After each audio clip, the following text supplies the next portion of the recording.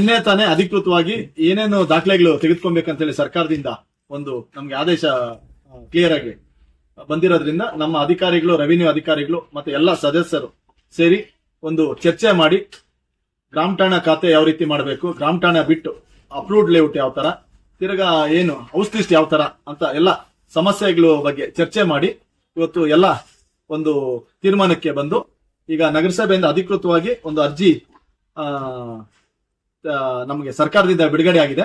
ಆ ಅರ್ಜಿ ತಯಾರಾಗಿದೆ. ನಾಳೆಯಿಂದ ಎಲ್ಲ ನಮ್ಮ 31 ಸದಸ್ಯರು ಪಕ್ಷಾತೀತವಾಗಿ ಎಲ್ಲರೂ ಸೇರಿ ನಮ್ಮ ನಗರದ ನಿವಾಸಿಗಳಿಗೆ ಒಂದು ಖಾತೆ ಕೊಡ್ತಕ್ಕಂತ ಕೆಲಸವನ್ನು ಒಂದು ಮಾಡಿಕೊಡ್ಬೇಕಂತ ಹೇಳ್ಬಿಟ್ಟು ಎಲ್ಲ ಸೇರಿ ಒಂದು ತೀರ್ಮಾನ ತೆಗೆದುಕೊಳ್ಳಲಾಯಿತು. ಇವತ್ತು ಏನು ಎ ಖಾತೆ ಇದೆ, ಒಂದು ಬಿ ಖಾತೆ ಇದೆ. ಅದು ಸಾರ್ವಜನಿಕರು ಏನು ಅರ್ಜಿ ಸಲ್ಲಿಸುವಾಗ ಅವರು ಕ್ಲಿಯರ್ ಆಗಿ ಇದನ್ನ ಒಂದು ಮೆನ್ಷನ್ ಮಾಡ್ಬಿಟ್ಟು ಸಲ್ಲಿಸಬೇಕಂತ ಹೇಳ್ಬಿಟ್ಟು ಮನವಿ ಮಾಡ್ಕೊಂತೀವಿ. ಏನಾದ್ರೂ ತಮಗೆ ಒಂದು ಕನ್ಫ್ಯೂಷನ್ ಇತ್ತು ಅಂದ್ರೆ ನಮ್ಮ ನಗರಸಭೆ ಅಧಿಕಾರಿಗಳು ಮತ್ತೆ ನಮ್ಮ ಸದಸ್ಯರುಗಳು ಇರ್ತಾರೆ, ಅವ್ರ ಹತ್ರ ಒಂದು ಮಾಹಿತಿ ಪಡೆದು ನೀವು ಅರ್ಜಿ ಸಲ್ಲಿಸಬೇಕಂತೇಳಿ ಒಂದು ಮನವಿ ಮಾಡ್ತಾ ಇದೀವಿ. ಇದು ಟೈಮ್ ನಿಗದಿ ಇರೋದ್ರಿಂದ ಪ್ರತಿಯೊಬ್ಬರಿಗೂ ಒಂದು ತಮ್ಮ ಮುಖಾಂತರ ಒಂದು ಮನವಿ ಮಾಡ್ಕೊಂತ ಇದೀವಿ. ಅರ್ಜಿ ಪ್ರತಿಯೊಬ್ಬರು ಸಲ್ಲಿಸಬೇಕು. ಸಲ್ಲಿಸಿದ ನಂತರ ನಾವು ನಗರಸಭೆಯಲ್ಲಿ ಸಿಬ್ಬಂದಿಗಳ ಹೆಚ್ಚು ಮಾಡಿಕೊಂಡು ಇದನ್ನ ಪ್ರತಿಯೊಬ್ಬರಿಗೂ ಖಾತೆ ಕೊಡುವಂತ ಕೆಲಸನ ನಾವು ಮಾಡ್ಕೊಡ್ತೀವಿ ಅಂತೇಳಿ ತಿಳಿಸ್ಲಿ. ಸರ್, ಈಗ ನಗರ ಪ್ರದೇಶದಲ್ಲಿ ಎಷ್ಟು ಜನಕ್ಕೆ ಖಾತೆಗಳೇ ಇಲ್ಲ ಸರ್. ನಮ್ಮ ನಿರೀಕ್ಷೆಯ ಮೇಲೆ ಒಂದು 12ರಿಂದ 13,000 ಜನ ಈ ವ್ಯಾಪ್ತಿಗೆ ಬರ್ತಾರೆ. ಏನು ಇನ್ನ ಹಳೆ ಖಾತೆಗಳು ಬಂದು ಅಧಿಕೃತ ಇರ್ತಕ್ಕಂಥ ಅವರೆಲ್ಲ ಖಾತೆ ಮಾಡ್ಕೊಂಡಿದ್ದಾರೆ. ಅವರು ಅವಶ್ಯಕತೆ ಇದ್ರೆ ಅಪ್ಲೈ ಮಾಡ್ಬೇಕು. ಇಲ್ಲಾಂದ್ರೆ ಇದುವರೆಗೂ ತೆಗೆದುಕೊಂಡಿರೋ ಅವ್ರಿಗೇನು ಅವಶ್ಯಕತೆ ಇಲ್ಲ ಅಂದ್ರೆ ಏನು ತೆಗೆದುಕೊಂಡ್ ಬೇಕಲ್ಲ, ಅದೇ ಸಾಕು. ಅವ್ರಿಗೆ ಖಾತೆ ಇರೋದೇ ಸಾಕು. ಯಾರ್ಯಾರಿಗೆ ಸ್ಟಾಪ್ ಆಗಿತ್ತು, ಹೌಸ್ ಲಿಸ್ಟ್ ಆಗ್ಬೋದು, ಈ 1 ಕುಂಟೆಯಲ್ಲಿ ಮನೆ ಕಟ್ಟಿರ್ತಾರಲ್ಲ ಅವ್ರಾಗ್ಬೋದು, ತಿರ್ಗಾ ನಮ್ಮ ಏನ್ ಸರ್ಕಾರದಿಂದ ಒಂದು ಸರ್ಕ್ಯುಲರ್ ಆದೇಶ ಬಂದಿದೋ ಅದ್ರ ಪ್ರಕಾರ ಮತ್ತೆ ನಮ್ಮ ಇದರಿಂದ ಕೊಟ್ಟಿರ್ತಕ್ಕಂಥ ನಿವೇಶನ, ನಗರಸಭೆಯಿಂದ ಕೊಟ್ಟಿರ್ತಕ್ಕಂಥ ನಿವೇಶನಗಳು, ಒಂದು ಹಕ್ಕುಪತ್ರಗಳು, ಅದನ್ನ ಸಲ್ಲಿಸಿ ನೀವು ಕೊಟ್ಟಾಗ ನಾವು ಖಾತೆಯನ್ನು ಮಾಡ್ಕೊಡ್ತೀವಿ. ಸರ್, ಈಗ ಎ ಖಾತಾ ಮತ್ತೆ ಬಿ ಖಾತಾ ಅಂದ್ರೆ ಎ ಖಾತಾ ಮೀನ್ಸ್ ಹಳೆ ಇ ಖಾತಾನ? ಸರ್, ಈ ಖಾತಾ ಅನ್ನೋದು ಒಂದು ಆನ್ಲೈನ್ ಖಾತಾ ಅಷ್ಟೇ. ಅದರಲ್ಲಿ ಎ ಖಾತಾ ಅಂದ್ರೆ ಗ್ರಾಮ ಠಾಣಾ ಅಪ್ರೂವ್ಡ್ ಲೇಔಟ್ ಇರೋದು ಎ ಖಾತಾ. ಈ ಅಪ್ರೂವ್ಡ್ ಇಲ್ದಿರೋ ಖಾತಾ ಬಿ ಖಾತಾ ಅಂತ ಹೇಳ್ತಾರೆ. ಅಂದ್ರೆ 3A ಇವಾಗ ಹೊಸದಾಗ ಆದೇಶ ಬಂದಿರೋದು. ಈಗ ಹಳೆ ಮನೆ ಇರುತ್ತೆ, ಎಲ್ಲಾ ಇರುತ್ತೆ. ನೀವು ಮುನ್ಸಿಪಾಲಿಟಿಗೆ ಹಳೆ ಇದಕ್ಕೆ ನಗರಸಭೆ ಪುರಸಭೆ ಇದ್ದಾಗಿಂದ ಕಟ್ಕೊಂಡ್ ಬಂದಿರ್ತಾರೆ. ಅಂತವ್ರಿಗೆ ಈ ಖಾತಾ ಮಾಡ್ಸಿರಲ್ಲ, ಅವ್ರಿಗೆ ಎ ಖಾತಾನೇ ಸಿಗುತ್ತೆ. ಅವ್ರಿಗೆ ಎ ಖಾತಾಗೆ ಡೈರೆಕ್ಟ್ ಆಗಿ ಅಪ್ಲೈ ಅಧಿಕೃತ ಖಾತಾ ಸಿಗುತ್ತೆ. ಸರ್, ಈಗ ಕೆಲವರಿಗೆ ಈ ಖಾತೆ ಇರುತ್ತೆ, ಅವರು ಬೇರೆಯವ್ರಿಗೆ ಮಾರಿರ್ತಾರೆ. ಅವ್ರು ಈ ಖಾತಾ ಮಾಡಿಸ್ಕೊಳ್ಳೋದಕ್ಕೆ ಬಂದ್ರೆ ಈ ಖಾತಾ ಬೇಡ ಬಿ ಖಾತಾ ಮಾಡ್ಕೊಡ್ತೀವಿ ಅಂತ ನಿಮ್ಮ ಸಿಬ್ಬಂದಿನೇ ಹೇಳಿದಾರೆ ಅಂತ. ಅದ್ರ ಕುರಿತು ಅವ್ರಿಗೆ ಮಾಹಿತಿನೇ ಕೊರತೆ ಇದೆ, ಅವ್ರಿಗೆ ಖಾತೆ ಅಂದ್ರೆ ಏನು ಗೊತ್ತಿಲ್ಲ, ಅಂತವ್ರಿಗೆ ಸೆಕ್ಷನ್ ಗಳಾಕಿದ್ದಾರೆ ಅಂತ ಆರೋಪ ಮಾಡ್ತಿದ್ದಾರೆ ಸಾರ್ವಜನಿಕರು. ಬಂದಿದೆ ಒಂದು ಡಾಕ್ಯುಮೆಂಟ್ಸ್, ಒಂದು 6 ಡಾಕ್ಯುಮೆಂಟ್ಸ್ ಅಪ್ರೂವ್ಡ್ ಲೇಔಟ್ ಪ್ಲಾನ್ ಇತ್ತು ಅಂದ್ರೆ ಇದು ಅಧಿಕೃತ ಬರುತ್ತೆ.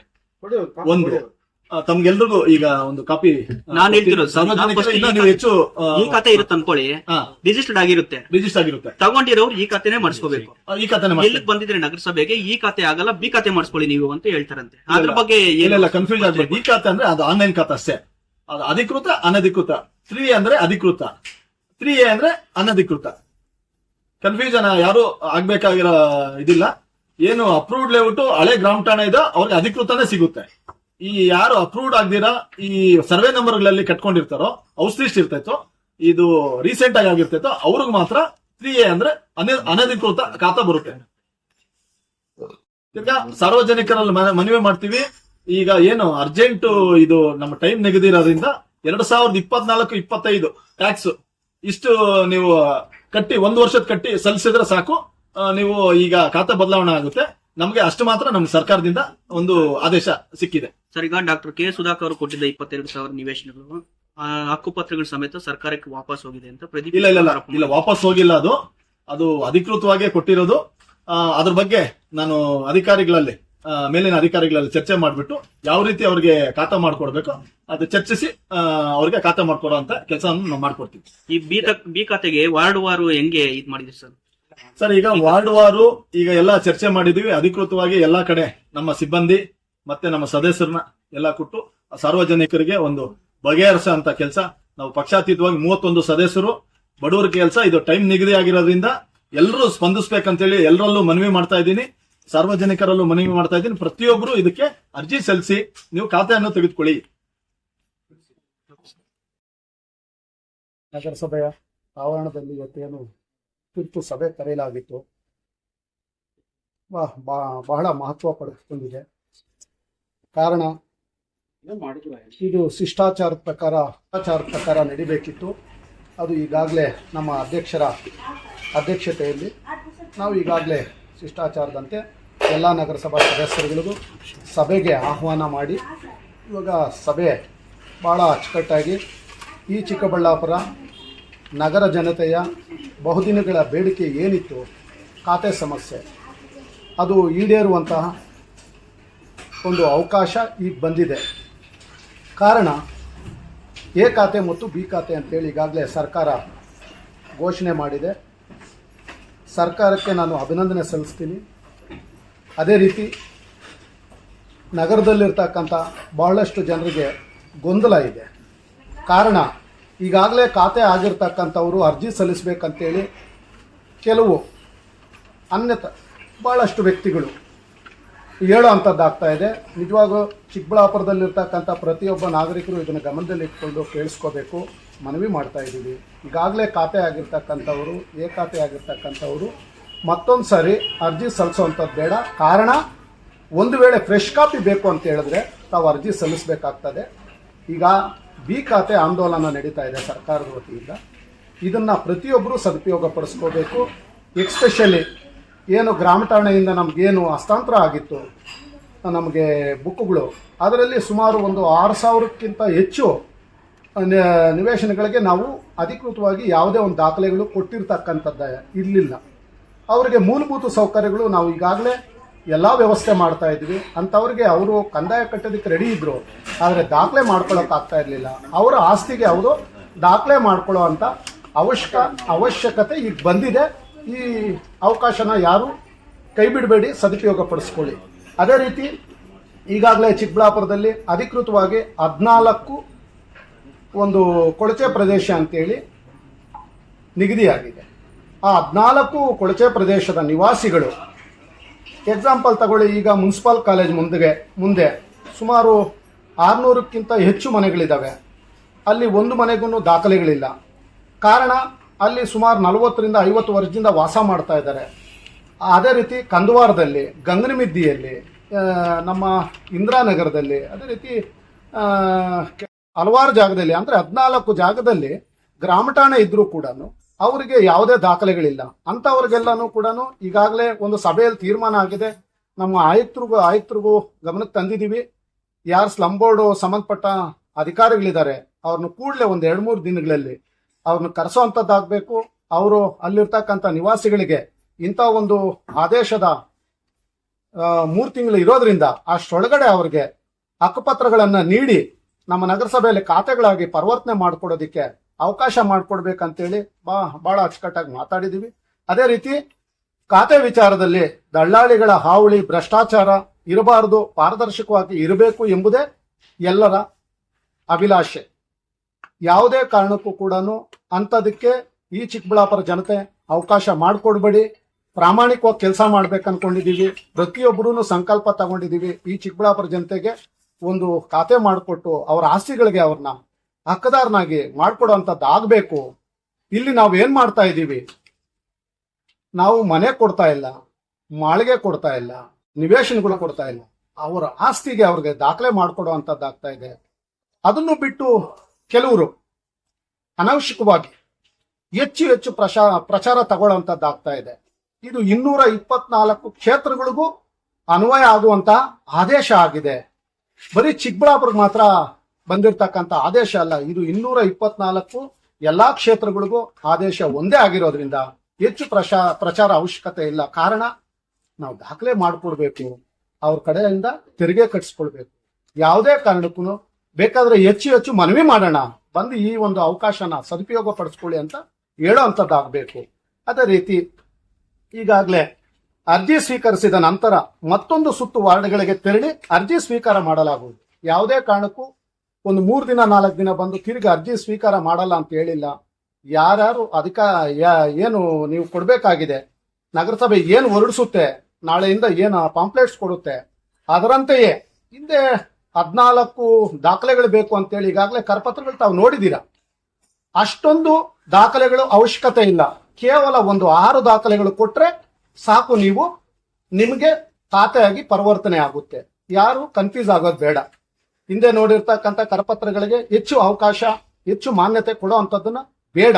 ನಗರಸಭೆಯಿಂದ ಅಧಿಕೃತವಾಗಿ ಯಾವ ಪಾಂಪ್ಲೆಟ್ ಬರುತ್ತೆ ಅದನ್ನ ದಯವಿಟ್ಟು ಕೂಡ ಸದುಪಯೋಗ ಪಡಿಸ್ಕೊಳ್ಳಿ. ನಗರಸಭೆಗೆ ತೆರಿಗೆ ಕಟ್ಟಿ, ನಗರಸಭೆ ನಡಿಬೇಕು, ನಗರಸಭೆ ನಿಮ್ದು. ತೆರಿಗೆ ಕಟ್ಟೋ ಅಂಥದ್ದನ್ನಾದ್ರೆ ಪ್ರತಿಯೊಂದು ವಾರ್ಡಲ್ಲೂ ಕೂಡ ಅಭಿವೃದ್ಧಿ ಆಗೋದ್ರಲ್ಲಿ ಯಾವುದೇ ರೀತಿ ಅನುಮಾನ ಇಲ್ಲ. ಈ ದಿನ ನಮ್ಮ ನಗರಸಭೆಗೆ ಈಗಾಗಲೇ ಅರ್ಜಿ ಬಂದಿದೆ. ಹಿಂದೆ ಯಾರ್ಯಾರು ಅರ್ಜಿ ಸಲ್ಲಿಸಿದ್ದೀರಾ, ಅದು ಇನ್ವರ್ಡ್ ಆಗಿರೋ ಅಂತ ಅರ್ಜಿ ಎಲಿಜಿಬಲ್ ಇರುತ್ತೆ. ಇನ್ವರ್ಡ್ ಆಗದೆ ಇರುವಂತ ಅರ್ಜಿ ಮತ್ತೊಂದು ಸಾರಿ ಕೊಡೋ ಅಂಥದ್ದು ಇರುತ್ತೆ. ಆದ್ರಿಂದ ಆ ಒಂದು ಅರ್ಜಿ ಈ ರೀತಿ ಇರುತ್ತೆ. ಎ ಖಾತೆಗೂ ಬಿ ಖಾತೆಗೂ ಒಂದೇ ಅರ್ಜಿ ಆಗಿರುತ್ತೆ. ಇದನ್ನ ನಗರಸಭೆಯಿಂದನೇ, ನಗರಸಭಾ ಸದಸ್ಯರುಗಳಿಂದನೇ ತಾವು ಪಡೆದುಕೊಂಡು, ನಗರಸಭಾ ಅಧಿಕಾರಿಗಳಿಂದ ಪಡೆದುಕೊಂಡು ತಾವು ಈ ಒಂದು ಶಾರ್ಟ್ ಟೈಮಲ್ಲಿ ಕಾಲಾವಕಾಶನ ಸದುಪಯೋಗ ಪಡಿಸ್ಕೋಬೇಕಂತೇಳಿ ನಾನು ಎಲ್ಲರಿಗೂ ಮನವಿ ಮಾಡ್ತಾ ಇದ್ದೀನಿ. ಸುದ್ದಿ ಇಲ್ಲ. ಯಾಕಂದ್ರೆ ಸರ್ಕಾರ ತೆರಿಗೆ ಕಲೆಕ್ಟ್ ಮಾಡೋ ಉದ್ದೇಶದಿಂದ ಮಾತ್ರ ಇದ್ ಮಾಡ್ತಾ ಇಲ್ಲ, ಜನರಿಗೆಲ್ಲ ಅನುಕೂಲ ಆಗ್ಬೇಕು ಅನ್ನೋ ಉದ್ದೇಶದಿಂದ ಈ ಒಂದು ಚಳುವಳಿ ಅಂತಲೇ ಹೇಳ್ಬೋದು. ಇದನ್ನು ಆಂದೋಲನ ಮಾದರಿಯಲ್ಲಿ ಮಾಡ್ತಾ ಇದ್ದಾರೆ. ಯಾಕಂತ ಹೇಳಿದ್ರೆ ಸರ್ಕಾರ ಟ್ಯಾಕ್ಸೇ ಕಲೆಕ್ಟ್ ಮಾಡ್ಬೇಕನ್ನೋ ಉದ್ದೇಶ ಇರ್ತಿದ್ರೆ ಹಳೆಯ ಬಾಕಿಗಳನ್ನೆಲ್ಲ ತುಂಬಿ ಮಾಡ್ಕೊಳ್ಳಿ ಅಂತ ಹೇಳ್ತೀವಿ. ಸರ್ಕಾರ 1 ವರ್ಷದ ಡಬಲ್ ಟ್ಯಾಕ್ಸ್ ಮಾತ್ರ ಹಾಕಿ ರೆಗ್ಯುಲರೈಸ್ ಮಾಡ್ತಾ ಇರೋದ್ರಿಂದ ಇದು ಜನರಿಗೆ ಉಪಯೋಗ ಆಗಲಿ ಅನ್ನೋ ಉದ್ದೇಶದಿಂದ ಮಾಡ್ತಾ ಇದ್ದಾರೆ. ಈಗ ಸಾಕಷ್ಟೆಲ್ಲ ನಿಮ್ಗೆಲ್ಲ ಗೊತ್ತಿದೆ, ಸುಮಾರು 16 ವರ್ಷಗಳಿಂದ ರಿಜಿಸ್ಟ್ರೇಷನ್ ಆಗಿರೋರು ಖಾತೆ ಮಾಡ್ಕೊಂಡಲೆ, ಅವ್ರ ಮಕ್ಕಳಿಗೆ ಎಜುಕೇಶನ್ ಲೋನ್ ಸಿಗದಲೆ, ಮದ್ವೆ ಮಾಡ್ಬೇಕಂದ್ರೆ ಅದು ಮಾರಾಟ ಮಾಡದಲೆ ತುಂಬಾ ತೊಂದರೆ ಅನುಭವಿಸಿದ್ದಾರೆ. ಹಾಗಾಗಿ ಇನ್ಮೇಲೆ ಆ ತೊಂದರೆ ಆಗ್ಬಾರ್ದು ಅನ್ನೋ ಉದ್ದೇಶದಿಂದಲೇ ಸರ್ಕಾರ ಮನಗಂಡು ಒನ್ ಟೈಮ್ ಅಂದ್ರೆ ಒಂದು ಅವಕಾಶವನ್ನು ಕೊಟ್ಟು ಇಡೀ ರಾಜ್ಯದಲ್ಲಿ ಈ ಆಂದೋಲನ ಮಾಡ್ತಾ ಇದ್ದಾರೆ. ಹಾಗಾಗಿ ಜನರು ಯಾವುದೇ ಅನ್ಯತಾ ಭಾವಿಸದಲ್ಲೇ ಇದಕ್ಕೆ ಕೈ ಜೋಡಿಸ್ಬೇಕು. ತಮ್ಮ ಡಾಕ್ಯುಮೆಂಟ್ಸ್ ಖಾತೆಯನ್ನು ನೀವು ಮಾಡ್ಕೊಬೇಕು. ಇದರಿಂದ ಅನುಕೂಲ ಇದೆ ಅಂತ ನಾನು ಹೇಳಕ್ ಇಚ್ಛೆ ಪಡ್ತೀನಿ. ಈಗ ಆಲ್ರೆಡಿ ನಮ್ಮ ಅಧ್ಯಕ್ಷರು ಉಪಾಧ್ಯಕ್ಷರು ಸಾಕಷ್ಟು ಮಾಹಿತಿಯನ್ನು ಕೊಟ್ಟಿದ್ದಾರೆ, ಮಾನ್ಯ ಶಾಸಕರು ಮಾಹಿತಿ ಕೊಟ್ಟಿದ್ದಾರೆ. ಎಲ್ಲ ವಾರ್ಡ್ ವೈಸ್ ನಮ್ಮ ಸಿಬ್ಬಂದಿಗಳನ್ನು ನಾವು ನೇಮಕ ಮಾಡಿದ್ದೀವಿ. 31 ವಾರ್ಡ್ಗಳಲ್ಲಿ 31 ಕೇಂದ್ರಗಳನ್ನು ತೆರೆದು ಅರ್ಜಿಯನ್ನು ಸ್ವೀಕರಿಸ್ತಾ ಇದ್ದೀವಿ. ಹಾಗಾಗಿ ಆದಷ್ಟು ಬೇಗ ನೀವು ಲಾಸ್ಟ್ ವರ್ಗೂ ಕಾಯ್ದಲೆ ಮೊದಲನೇ ದಿನಾನೇ ಅರ್ಜಿಯನ್ನು ಕೊಟ್ಟು ಆದಷ್ಟು ಬೇಗ ಈ ಒಂದು ಸೌಲಭ್ಯವನ್ನು ಪಡ್ಕೊಬೇಕಂತ ನಾನು ಮನವಿ ಮಾಡ್ಕೊಂತೀನಿ. ಸರ್, 31 ಶಾಲೆಗಳ ಹತ್ರ, ಆಯಾ ವಾರ್ಡಿಗೆ ನಿಯರ್ ಇರ್ತಕ್ಕಂಥ ಶಾಲೆಗಳ ಹತ್ರ ನಾವು ಕೌಂಟರ್ ಅನ್ನು ತೆರೆದಿದ್ದೇವೆ. ನಾವು ನಿಮ್ಗೊಂದು ಪ್ರತಿಯನ್ನು ಕೊಡ್ತೇವೆ ಸರ್, ನೀವು ಸಹ ಪ್ರಚಾರ ಮಾಡಿ. ಈಗ ಆಲ್ರೆಡಿ ನಗರಸಭೆಯಿಂದ ಸಾಕಷ್ಟೆಲ್ಲ ಪ್ರಚಾರವನ್ನು ಸಹ ಮಾಡಿದ್ವಿ. ಈಗಾಗಲೇ ವಾರ್ಡ್ ವೈಸ್ ಏನು ಫೀಸ್ ಕಲೆಕ್ಟ್ ಮಾಡ್ಬೇಕು ಅಂತಿದೆ, ಕಂದಾಯ ವಸೂಲಿ, ಅದು ವಾರ್ಡ್ ವೈಸ್ ಎಷ್ಟೆಷ್ಟು ಆಗುತ್ತೆ ಅಂತ ನೋಡ್ಬಿಟ್ಟು ಅದು ಏನಾದ್ರು ಸಿಗುತ್ತೆ ಸರ್. ವಾರ್ಡ್ ವೈಸ್ ಅಂದ್ರೆ ನಮ್ಮ ಏನ್ sub register valuation SR guideline ಇದೆ. ಈಗ ಎಕ್ಸಾಂಪಲ್ ನಿಮ್ಮ MG ರೋಡಿಗೆ ಬಂದ್ರೆ ಅಲ್ಲಿ ಒಂದು ಸ್ಕ್ವೇರ್ ಫೀಟಿಗೆ ಒಂದು 5,000 to 6,000 ರೂಪಾಯಿ ಇರುತ್ತೆ. ಅದೇ ನೀವು ಕಂದ್ವಾರ ಅಲ್ಲೆಲ್ಲ ಹೋದಾಗ ಒಂದು 400 to 500 ಇರುತ್ತೆ. ಅದ್ರ ಮೇಲೆ ಡಿಪೆಂಡ್ ಆಗಿರುತ್ತೆ. ಅದೇನಾದ್ರೂ ವಾರ್ಡ್ ಕೇಂದ್ರಗಳಲ್ಲಿ ಡಿಸ್ಪ್ಲೇ ಮಾಡೋ ಚಾನ್ಸಸ್ ಏನಾದ್ರು ಇಲ್ಲ, ವಾರ್ಡ್ ಕೇಂದ್ರದಲ್ಲಿ ಅದನ್ನ ನಾವು ಇಮಿಡಿಯೇಟ್ ಡಿಸ್ಪ್ಲೇ ಮಾಡೋದಿಲ್ಲ. ಅರ್ಜಿಯನ್ನು ಸ್ವೀಕಾರ ಮಾಡಿ ಆ ಅರ್ಜಿ ಪರಿಶೀಲನೆ ಮಾಡಿಕೊಂಡು ಅದು ಯಾವ ಏರಿಯಾದಲ್ಲಿ ಇರುತ್ತೆ, ಅದಕ್ಕೆ ಏನ್ ವ್ಯಾಲ್ಯೂಯೇಷನ್ ಬರುತ್ತೆ ಅನ್ನೋದನ್ನ ನಾವು ವಿತಿನ್ 2-3 ಡೇಸ್ ಅಲ್ಲಿ ಅದಕ್ಕೆ ಟ್ಯಾಕ್ಸ್ ಕ್ಯಾಲ್ಕುಲೇಷನ್ ಮಾಡಿ ಅವ್ರಿಗೆ ಇಂಟಿಮೇಷನ್ ಮಾಡ್ತೇವೆ. ಸರ್, ಈಗ ವಾರ್ಡ್ ಗಳಲ್ಲಿ ಬಿ ಖಾತೆ ಮಾಡಿಸ್ಕೊಳ್ದೆ ನಗರಸಭೆ ಹತ್ರ ಬರೋರಿಗೆ ಯಾವ ರೀತಿ ವ್ಯವಸ್ಥೆ ಮಾಡ್ಕೊಂಡು? ಈಗ ವಾರ್ಡ್ ವೈಸ್ ಅಲ್ಲಿ ನಾವು ನಾಳೆ 31 ಕೇಂದ್ರದಲ್ಲಿ ನಾವು ಕಲೆಕ್ಟ್ ಮಾಡ್ತಾ ಇದ್ವಿ ಅರ್ಜಿಗಳನ್ನು. ಅದು ಬಿಟ್ಟು ಇನ್ನ ಏನಾದ್ರೂ ಉಳಿದ್ರೆ ನಂತರ ಸಹ ನಾವು ನಮ್ಮ ಇದ್ರಲ್ಲೂ ನಗರಸಭೆನೂ ಸಹ ಕೌಂಟರ್ ಇರುತ್ತೆ. ಮತ್ತೆ ಆಯಾ ವಾರ್ಡ್ ಅಲ್ಲೂ ಹೆಚ್ಚುವರಿ ಅವಕಾಶ ಬೇಕಂದ್ರೆ ಏನು ಅರ್ಜಿ ಇನ್ನೂ ಬರೋವಿದಾವೆ, ಇನ್ನೂ ಕಂಪ್ಲೀಟ್ ಆಗಿಲ್ಲ ಅಂತ ನಾವು 1 or 2 ಡೇಸ್ ಎಕ್ಸ್ಟೆನ್ಷನ್ ಮಾಡೋಕೆ ಪ್ರಯತ್ನ ಮಾಡ್ತೀವಿ. ಅದೇ ಸ್ಥಳದಲ್ಲಿ ತಗೊಂತೀರಾ, ಇಲ್ಲಿ ಬಂದ್ರು ತಗೊಂತೀರಾ? ಇಲ್ಲ, ಈಗ ಪ್ರಸ್ತುತ ಈಗ 3 ದಿನ ಅಲ್ಲೇ ತಗೊಳ್ತಾ ಇದೀವಿ. ನಂತರ ಇಲ್ಲಿ ನಾವು ನಗರಸಭೆಯಲ್ಲಿ ಒಂದು ಕೌಂಟರ್ ಕಂಟಿನ್ಯೂ ಆಗುತ್ತೆ ಸರ್. ಆಮೇಲೆ ಮಹಿಳೆಯರು ಗೊಂದಲ ಇದೆ, ಮಹಿಳೆಯರು ಮಾತ್ರ ಬಂದ್ಕೊಡ್ಬೇಕು ಸರ್. ಈಗ ಗೊಂದಲ ಏನ್ ಗೊತ್ತಾ ಸರ್, ಈ ಖಾತೆ ಮಾಡಿಸ್ಕೊಂಡ್ರೆ ಸೈಟ್ ನ ವ್ಯಾಲ್ಯೂ ಕಡಿಮೆ ಆಗ್ಬಿಡುತ್ತೆ, ಬೇರೆಯವ್ರಿಗೆ ಮಾಡ್ಬೇಕಾದ್ರೂ ಸಮಸ್ಯೆ ಆಗುತ್ತೆ ಅಂತ ಗೊಂದಲ. ಆತರ ಈಗ ಮಾರಕ್ಕೆ ಅವಕಾಶ ಇಲ್ಲ, ವ್ಯಾಲ್ಯೂನೇ ಇಲ್ಲ. ಈಗ ಏನಾಗಿದೆ ಅಂದ್ರೆ, ಈಗ ಯಾವುದೇ ಒಂದು ವಸ್ತುಗೆ ವ್ಯಾಲ್ಯೂ ಬರ್ಬೇಕಂದ್ರೆ ಅದು ಚಲಾವಣೆ ಆಗ್ಬೇಕು. ಈಗ ನಿಮ್ಮ ಹತ್ರ 100 ರೂಪಾಯಿ ನೋಟ್ ಇದೆ, ಆ 100 ರೂಪಾಯಿ ನೋಟ್ ಚಲಾವಣೆ ಆದಾಗ ಅದಕ್ಕೆ ವ್ಯಾಲ್ಯೂ. ಶಾಪ್ ಅಲ್ಲಿ ಹೋಗಿ ನೀವು ಪರ್ಚೇಸ್ ಮಾಡ್ತೀರಾ, ಪರ್ಚೇಸ್ ಮಾಡ್ಬೇಕಾದ್ರೆ ಶಾಪ್ ಓನರ್ ಅದನ್ನು ಸ್ವೀಕಾರ ಮಾಡ್ಬೇಕು. ಸ್ವೀಕಾರ ಮಾಡದಿದ್ರೆ ನಿಮ್ಗೆ ಅದು ಇಟ್ಕೊಂಡು ವ್ಯಾಲ್ಯೂ ಇಲ್ಲ. ಆತರ ಆಗಿದೆ. ಅದು ವ್ಯಾಲ್ಯೂ ಯಾವಾಗ ಬರುತ್ತೆ, ಚಲಾವಣೆ ಆದಾಗ. ಒಂದ್ ಸ್ವಲ್ಪ ವ್ಯಾಲ್ಯೂ ಕಡಿಮೆ ಆಗ್ಬಹುದು, ಇಲ್ಲ ಅಂತ ಹೇಳೋದಿಲ್ಲ. ಹಂಗಂತ ಹೇಳ್ಬಿಟ್ಟು ಪೂರಾ ಏನ್ ವ್ಯಾಲ್ಯೂ ಕಡಿಮೆ ಆಗೋದು, ಅದು ವ್ಯಾಲ್ಯೂ ಹೆಚ್ಚಾಗುತ್ತೆ. ಈಗ ಏನಾಗುತ್ತೆ, ಕೆಲವರೆಲ್ಲ ಅಲ್ಲಿ ರಿಜಿಸ್ಟ್ರೇಷನ್ ಆಗ್ತಾ ಇಲ್ಲ ಅಂತ ಹೇಳಿದ್ರೆ ಯಾರೋ ಅಗ್ರಿಮೆಂಟ್ ಮಾಡ್ಕೊಂಡು ಈಗ 10 ಲಕ್ಷಕ್ಕೆ ನಡೆಯೋ ಪ್ರಾಪರ್ಟಿನ 5-6 ಲಕ್ಷಕ್ಕೆ ತಗೊಳ್ತಾನೆ. ಈಗ ಅದೇ ಸಬ್ ರಿಜಿಸ್ಟ್ರಾರ್ ಅಲ್ಲಿ ಅದಕ್ಕೆ ರಿಜಿಸ್ಟ್ರೇಷನ್ ಆಗ್ತಾ ಇದೆ ಅಂದ್ರೆ 10 ಲಕ್ಷ ಇರ್ತಕ್ಕಂಥ ವ್ಯಾಲ್ಯೂ 12-15 ಲಕ್ಷಕ್ಕೆ ಹೋಗುತ್ತೆ. ಹೆಚ್ಚಾಗುತ್ತೆ ಹೊರತು ಕಡಿಮೆ ಆಗೋದಿಲ್ಲ.